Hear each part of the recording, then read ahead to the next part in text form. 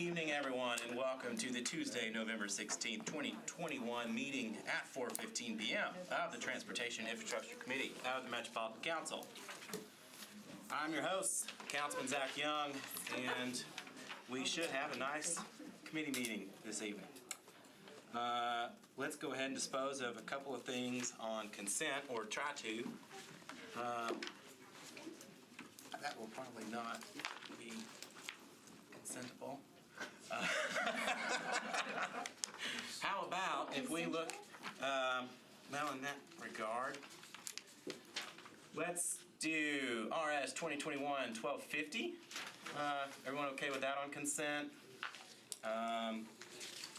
The late resolution by Councilwoman Henderson doesn't have a resolution number.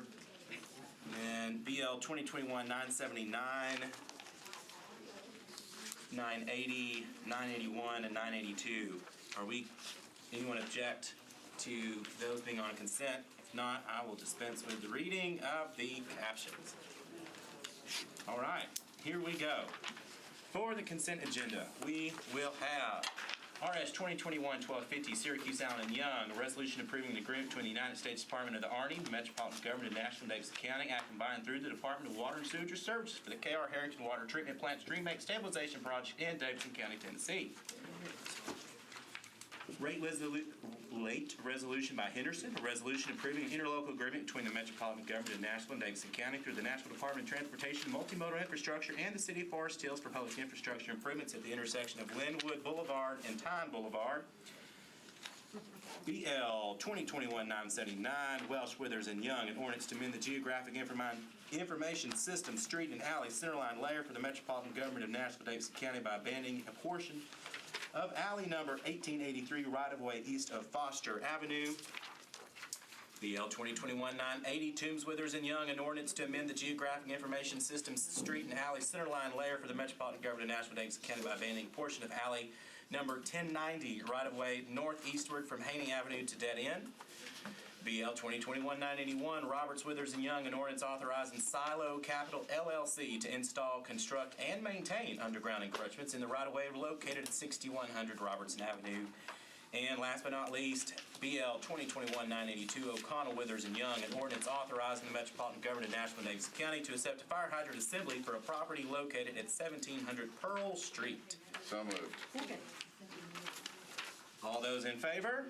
Aye. Those opposed? Gain some, maybe. Maybe not. Okay. So we have 1, 2, 3, Bradford leads for you. Apologize, I'm doing math. Join us at 1, 2, 3, 4, 5, 6, 7, 8, 9. All right, the consent is adopted.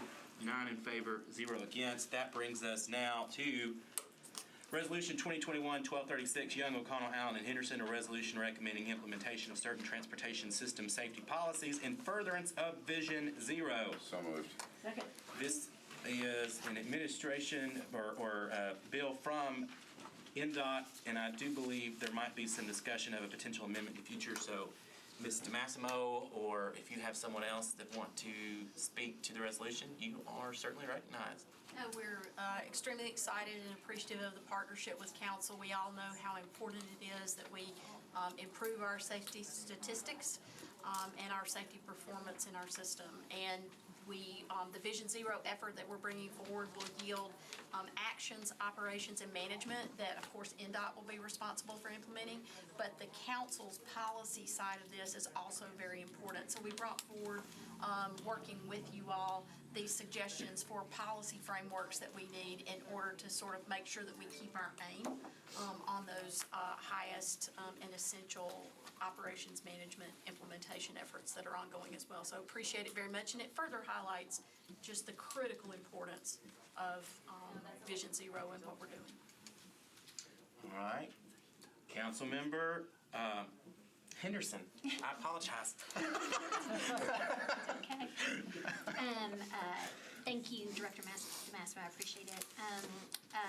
I am going to move a one-meeting deferral, if I may. Second. Thank you. And I appreciated the time that we had to speak, and as well, I was able to speak with Michelle Hernandez-Lane in procurement, John Bogosian, our new safety engineer, and as well Lainey Hurd, and our ADA, who runs the current fatal crash investigation team. So I really appreciated the opportunity to speak with staff at length to really understand the work that they are currently doing and the vision but towards zero traffic deaths. So I shared with Mr. Massimo when we spoke that I would be bringing a friendly amendment. I don't have that at this time for the meeting because I did want to have those conversations with staff. But I think it's important for the council to make a statement around Vision Zero. Councilman O'Connell and other colleagues, we're serving on the Vision Zero Steering Committee for the action plan. So I think we'll have a draft for public comment in mid-December. But we're absolutely wanting to show kind of the will of the body around this. But by the same token, I always like to make sure that when we're advancing resolutions, that we do have some a little more specificity in there and some reporting back. So I would suggest that we would add, and Mr. Damaso said it was a good date, February 1st, for staff to kind of report back to us on some of these things. And just from a few of my conversations with staff, I think we do need a few wording changes just for some clarification, especially around the fatal crash investigation team and so forth. So with that, I appreciate the support for one meeting deferral, and that's my reason for proposing it. Any further discussion? All right, those in favor of a one meeting deferral indicate by saying aye. Aye. Those opposed? All right, we defer one meeting. I believe we're still at 9 present. Yes. 9 members of the party. All right. We are now at 2021-1237 Parker, Withers, Allen, and Young. I'm having trouble with names even when they're right in front of me this evening. Resolution approving an intergovernmental agreement between the State of Tennessee Department of Transportation, the Metropolitan Government of Nashville, Davidson County for right-of-way acquisition. Councilmember Parker. So moved. Second. Thank you, Chair, for recognizing me, even though I'm not a member of this committee. So this is a resolution. The specifics of it, we might want to let Director Kempf or some of the administration explain, but it's an intergovernmental agreement with TDOT to acquire right-of-way for the purposes of constructing a portion of a spine street in the East Bank study area. This is really just kind of down the hill right here. A lot of us cross through this area on James Robertson or Jefferson Street, but I actually work over there, and moving sort of laterally, perpendicular to the way those bridges run is not, with the current infrastructure, it's barely supportive of the existing traffic, which is sort of lower density vehicular traffic and trucks. So in order, we're slating this area for enormous growth. We're making these infrastructure investments over there, and we're going to need a complete, healthy street network to connect those properties. And this is a first step toward making that happen. Really, it's sort of the East Bank study process, which y'all are probably aware of, has been ongoing. I think we've had like 18 meetings at this point. We thought that this transportation piece was going to be public and we'd be working more closely with property owners months ago. We thought it would be this summer, is my recollection. It has proved to be much more involved for planning. It's taken a lot longer, so I'm happy to see anything that gets us closer to that, because as one of the district representatives in that area, we've been getting an enormous amount of calls from property owners and whatnot asking, when will we know, when are things moving forward? So I would love if you would recognize Director Kempf, who has been working super duper closely with the East Bank study, and tell us a little bit more about what exactly this does and where we are with this. All right, Director Kemp, welcome to the show. Or where are you? Yeah, okay. Looking around. I'm incognito. Sorry. Thank you so much, Councilman Parker. I think you explained it really well. We've been working on the East Bank study since April. We have held 18 public meetings, and I've heard 2 major things from the public. We want a great multimodal network that's safe. that provides access to users other than cars.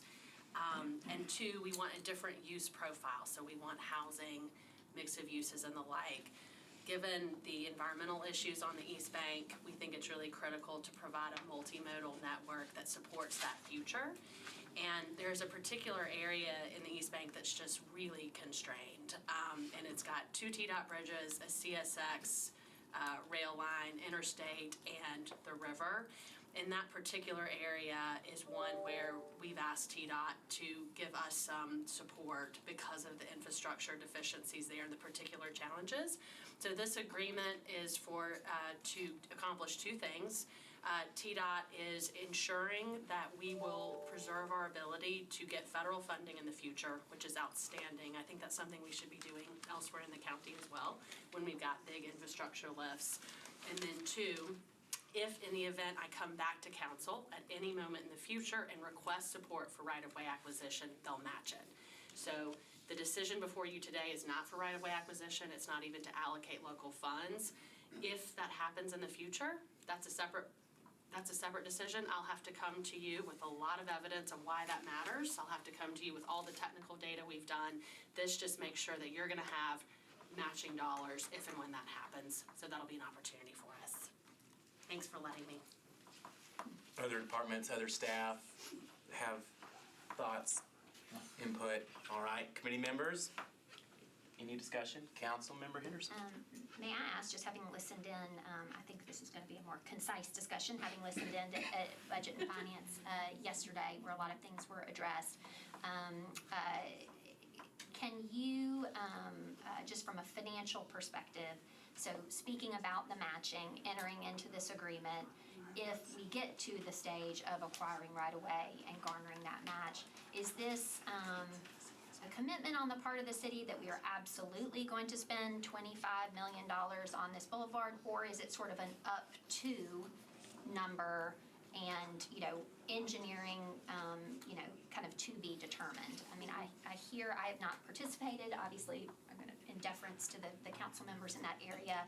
I know Councilman Parker worked very diligently, vis-a-vis Oracle, and they were kind of on the river north side, making sure that some of those previous investments on Cowan and otherwise really did get that multimodal design that, we were a little out in front of ourselves on just like big new intersection, right? And we hadn't really done that work. So I really do appreciate his work in that regard. And I know that will be based on our policies, the intent with that. But I do think there is some concern in the community when you say you're partnering with TDOT on a big, from here to there type connector. People get a little concerned that that's going to be a move the cars kind of a situation. And I think there was some community concern around Oracle, and that it was a very suburban type auto destination office complex being put on the East Bank. So I appreciate that this design is responsive to more mixed use housing, all that kind of stuff. But can you sort of speak to, there's the technical aspect of the matching, the financial with TDOT, but can you speak to more just kind of conceptually what that might mean and cost-wise what that might mean? Because I think there's a little concern like, oh, $25 million, that's a big chunk, it's gonna be this big, just move the cars through fast sort of thing. I know the council member and others and then the planning team that that's not what we want, but I think sometimes people get a little concerned that with TDOT's involvement, they're sort of, they've got a great multimodal group, nice folks, but their default is build wide roads, and so I'm hearing that concern since this has been announced, if you could speak to that. Sure, and I think Faye could speak to this as well. We are truly pursuing a multimodal experience with great sidewalks, streetscape, improved bus service, and the like, and also in discussions about, how to provide the bike lanes safely given all the constraints in the area. And so this is not a car-oriented arterial. Cars, we understand that they're important, but they will be last in the pecking order in terms of our design. And TDOT has really let us take the lead in talking about what we think that the city needs. Faye, in terms of how to describe the $25 million, I do see it as an up to in terms of the right-of-way. And so we we're not allowed yet to negotiate because of the process. And so my hope is that we will be fervent and hard negotiators and protect the Metro's interests. But it's not that that's a cost that we expect, and it's going to be a car-oriented endeavor. But we are leading design. So TDOT is our partner, but we are leading design. So the facility is going to be what Metro wants it to be. I think that's the succinct answer. And then on the cost, it's an up to that amount, and you draw it down on a cost reimbursement basis as things are accomplished. And again, all that comes back to you all for full transparency on individual approvals and such. And I will say over and over again, we will not design some massive, that will be such a lost opportunity, some massive arterial, car-oriented thing. So, no, we won't let it happen. Good to hear. Thank you. And I just want to say there was a visual yesterday which was really helpful to me that showed what's there now is the street that runs for a while, and then you have a cross street, and there's a jog, and then there's that. And I just think Green Hills, where the CVS is now being moved so that you don't have to make that horrible left turn maneuver that slows everything down forever. That's what we're That's a good thing. Thank you. That's a good visual. That's a good analogy. Yeah. It's really important. Further discussion? All right. Those in favor of recommending RS 2021-1237, say aye. Aye. Those opposed? I believe we're up to 10? No, we're still at 9. Oh, we're right, because he sure did. Rode left handle in. All right, RS 2021-1252 by Hall, a resolution encouraging recycling efforts in Metropolitan Nashville, Davidson County, and requesting the Metropolitan Department of Water and Sewage Services incentivize recycling efforts. Jonathan's not here, it's deferred by roll He is for 1 minute. not. Thank you, Mr. Lawyer Parliamentarian, I appreciate that. I didn't know if anyone was interested in signing on to hear it, but I guess, okay. Councilman Bradford, did you have anything to say to it, or you want to go ahead and turn it to staff? Let's turn this out. Staff, is anyone prepared to speak on this, or was this? Sharon Smith here. Sharon Smith. This is not an administration. It's not? All right. resolution. It's offered by Councilman Hall. I was gonna say, I mean, I can speak to it, Okay, but. well, in I'm that sure that case, And and in that Prefer to case, defer. I do believe Councilman Hall wanted this deferred. sure, and that is certainly all We right. can grant him that wish. Then we will defer by rule in that case. All right. Councilmember Allen has a late resolution, accepting a grant from Amazon and the Metropolitan Government of Nashville, Davidson County through the Nashville Department of Transportation and Multimodal Infrastructure to advance and implement Nashville's transit-oriented development. We are Councilmember Allen. not going to offer that this week. We're going to wait and do some more tweaking and offer it at the All next right. council meeting. So that was easy. Are we deferring it one meeting, withdrawing it, what's It- happening? It was late filed, and Oh, I it's going to see. require suspension of the rules, Okay. so we're not going to ask to suspend the rules. Got it. No action So, needed. That Hannah, take- I don't think we need to do anything. right? Absolutely correct, yeah. No action needed. All right. That's easy. Easy button. Where is it at?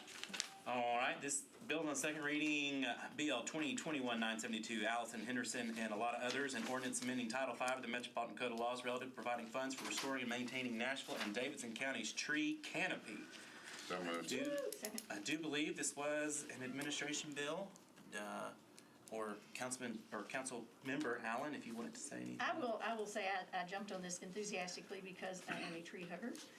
And we do need to replace our tree canopy because trees provide shade and save energy, and stormwater, and they're fun to climb, and they're good for aesthetics, and there's property values, and they provide habitat. So there are a lot of good reasons to do this. It's a commitment the city has made, and we have some nonprofits that are very capably moving forward with that. We had a Bloomberg grant, is that correct, that kind of got us jump-started, and that has, we've done a good job with that one, and now this is just to ensure that that momentum continues moving forward, that we keep pressing forward to our goal of 500,000 trees planted by 2050.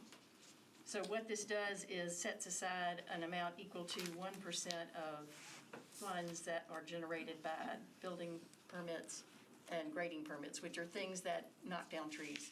So there's a very definite And connection. and it has a cap. Access. And it has a cap to 225 million, help me out, 2.5 million 2.5. annually. There it is, right there. And it will be implemented by Metro Water Services, so Rebecca Doan is a fellow tree hugger, and We are in good hands. All She's an right. official tree. She's an official tree. Additional input from staff, or are we just tree hugging and tree loving? 311. All right. Further committee discussion. Does Anybody? River Compact want to say anything? No, we Okay. appreciate the opportunity to work with the city on this. May I ask, You may. Ms. Houghton, I know Cumberland River Compact is kind of the official partner with the city and Metro Water, particular to the Route Nashville initiative. But we do have several nonprofits, whether it be the Tree Foundation or the Tree Task Force, that are partners in planting trees. Will Route kind of serve as the conduit towards those organizations, or will it be Metro, just making sure that all our nonprofits kind of have an opportunity to deliver the trees? Can you speak to that? Yes, I can. We are planning on offering it as a competitive grant out to the various nonprofits who are qualified to apply for it. And then that partner who gets it will be the grantor to the other groups, so that Metro Water Services doesn't have to keep issuing smaller grants to all the groups out there. Okay. And then, if you're done, Yes, that answers my I'm question. going to answer one more question. Along those lines, there are also a number of neighborhoods that have great tree planting. Would those be potential partners as well?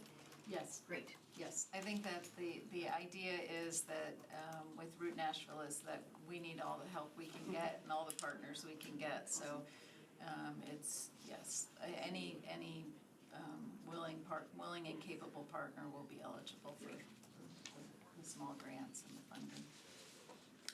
And if I may, Chair? You may. I would, and I know the Route Nashville initiative works with neighborhood leaders to be kind of, planting partners. And I've shared this with Ms. Smith before, but I want to mention to colleagues, we all have a beautification commissioner. And to the extent that we can kind of work with them through Route Nashville and staff to educate those, that's 35 tree plantings diffuse around the county. And obviously, there's a kind of a hierarchy of, which projects have merit and so forth, but I think those folks are a really good resource, and some, as we know, are just really go-getters, and they're out there, and they're cleaning litter, and they're wanting to plant trees, but one thing I have suggested to Ms. Smith, and I know there's been some preliminary work around green shirt trainings, whether for Tree Foundation or the Root Partners, but I think those folks are great resources when we work together with them to effectuate plantings in our district. And with this funding, having the ability to get into private property, along roads, but, outside of parks and schools, and those are all great things, but, if you really want to make this diffuse. So I would just encourage staff and ask the administration and make sure that we continue to kind of operationalize our beautification commissioners being supported in that work and partnering with council. So thank you, Chair Young. Anyone else? All right. All those in favor? Aye. And those opposed? 9-0, and that concludes our legislative agenda. With a little bit of time left, is there any updates from staff or anyone that you would like to share? Or if people need to go to other committee meetings, that's certainly allowed. But I think we had some big news regarding the announcement of a director today for a department that this committee has a lot of involvement with. I don't know if the administration wants to say anything, or she is, but Mr. Jameson's here. Put you on the spot. Diana Alicorn, she comes with extensive experience and has likewise nurtured a new Department of Transportation from the ground up in her previous career. The one and only question we got in response to the press release, Councilman Bradford, if I can share this, was what will become of Mr. Massimo? She was originally the senior transportation advisor to the mayor. She will stay in that role and continue with the implementation of the traffic plan, transportation plan, and assisting Ms. Alicorn getting up to speed. So we're glad for her to be sticking around. All right. Great. Unless there's anything else on that, I was gonna put Mr. Honeysucker on the spot and see if you had any updates on our Let's talk trash. Mr. solid waste situation. Close the door if everyone's, I don't know if everybody's comfortable with that, but from my perspective, it's hard to hear. Well, with trash right now, nothing new. We're still trying to be supportive of Red River. It's actually, I'm working on my council advisory board right now to get the council members together to do for full transparency, because I am going to be coming and asking for your help with advising on some of the critical things that are coming up, like finding a supplemental team or someone to take over that. Right now, my confidence level is going down. If I look at, just to be with full transparency today, they are struggling today. They have been behind, and a lot of council members are getting calls in regards to trash not being picked up. So that does not sit well with the confidence level with the constituents and or with, more likely with the council. So I am working again to get this, my council advisory board together to ask for your guidance and assistance as we navigate through this challenge. And what about with our own internal fleet and keeping convenience centers up and going? Has the condition of the fleet improved since we kind of last? The conditions of the drop-off centers and the convenience centers, we're actually in very good condition there. And again, with your help in getting us the contracted workers and the rental equipment, that has been the saving grace. That has been absolutely the saving grace. As for fleet, there are still struggles with fleet right now, of course nationwide with the issues right now. But the centers are actually doing very well. I've been out 7 days a week making sure that the centers have been picked up from Green Hills to Bellevue to Cane Ridge to Jolton. All of those, we have trucks running 7 days a week, even on holidays, to make sure that these centers are staying clear. I appreciate that. I think, Chair Young, I know I hear from constituents sometimes that, primarily folks in my district are going to those centers. Bellevue, a lot of my constituents go to on the weekend. And so because there's sort of that weekend flux, right, everybody's taking their glass potentially or their cardboard, and that sometimes they were encountering like, okay, where they're starting to stack it up outside, where do I put it, that kind of thing. So that's good to hear that we're kind of back on balance on that. And when things like that occur, I do have a special rapid response team that I put together that will go out and actually clean up the cardboard and different things off the ground that has been left out where constituents have basically been frustrated with not being able to put things in. And that's not their fault, that's ours. So we have to take ownership of that, and that's what we're doing. Okay, great, good to hear, thank you. All right. Anything else? Then we will adjourn. Thank you, everyone.